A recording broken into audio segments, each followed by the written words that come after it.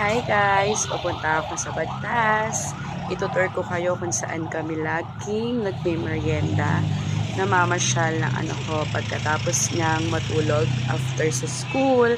Papunta na kami dyan at naghahanda na ako. At yun na nga guys, dumating na kami. So, medyo maputik kasi umulan nung mga nakaraang araw. So, ang maganda naman dyan, ang daming nagtitinda ng mga street foods na affordable para sa mga tao na may mga kasamang anak kasi talagang makakapamili kayo ng mga iba't ibang pagkain nila.